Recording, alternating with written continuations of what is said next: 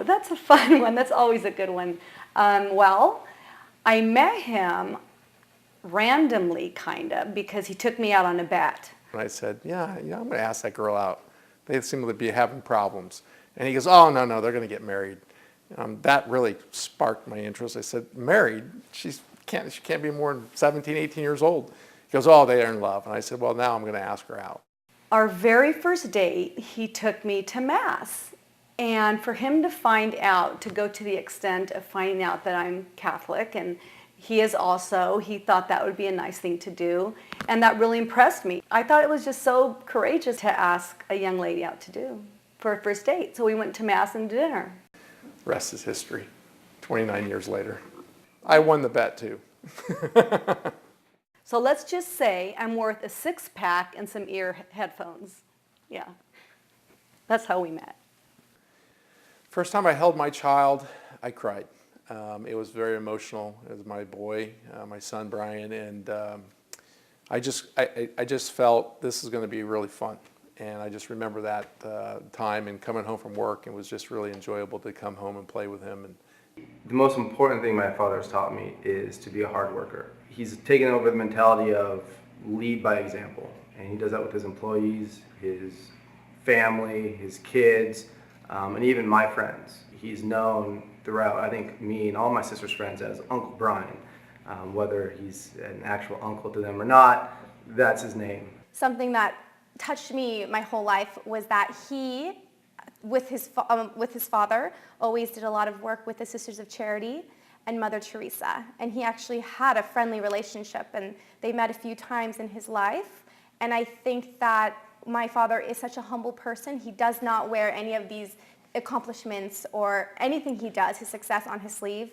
And I look up to him the same way that I would look up to Mother Teresa and the work that she did. My parents introduced us to her through our ministry that we do in Mexico. We have a lot of nonprofit stuff we do in Mexico. And I really got to spend time with her when she was in the hospital here.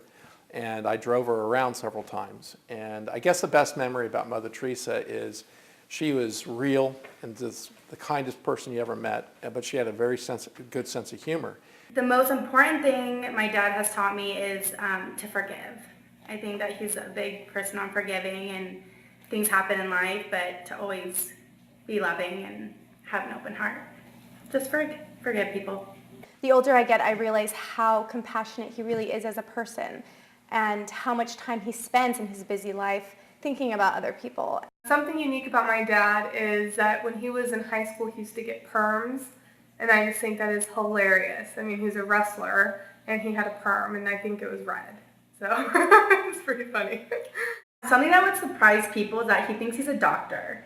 Since we were little, he called himself Dr. Spinology. And I'm not sure how he got the name. All I know is that whenever I was hurt when I was a kid, he would say, "Don't worry, I'm a doctor. Let me see it." And he would convince me that he was a doctor. So I don't know if it's an alter ego, if he really wants to be a doctor or did want to be a doctor, but he had every single one of us convinced that he was. I think I told countless friends that my dad was a doctor. The great thing about Brian and why I love Dr. Spinology, he is a great storyteller. And that goes with Dr. Spinology. He has this imagination, and kids are captivated by his pirate stories, bedtime stories, and just, he's got a great imagination, and we just ran with it. Most of my kids believed I was a doctor until they were probably 10. And then they realized that, I build buildings and I'm not a doctor. He always seems to have his priorities in line, but when it comes to faith, family, friends, we grew up, giving a lot to others less fortunate and always putting faith first. And that has been, wonderful to have someone to look up to that have those priorities so I can build them in my life and in my future children's lives. He's a role model because he practices what he preaches. And I think that's really a really great quality in any person. he dances. My dad is a phenomenal dancer. And when I say phenomenal dancer, I mean he thinks he's a phenomenal dancer. I think my son deserves this award because of who he is. And he's a great person, a wonderful father, and a great deal of good to the world. I think my son Brian deserves the award. because he shows love and kindness and caring, and he's very compassionate. And he has a brother with diabetes, and he knows the struggle. So what's a favorite memory of your childhood with your father? Favorite memory in my childhood with my father would be, hold on one second. I'm getting a text message. I was from my dad. You are my favorite. Shh, don't tell anyone. So just so everyone knows, I'm his favorite because I'm giving him his first grandchild. But don't tell any of my other siblings.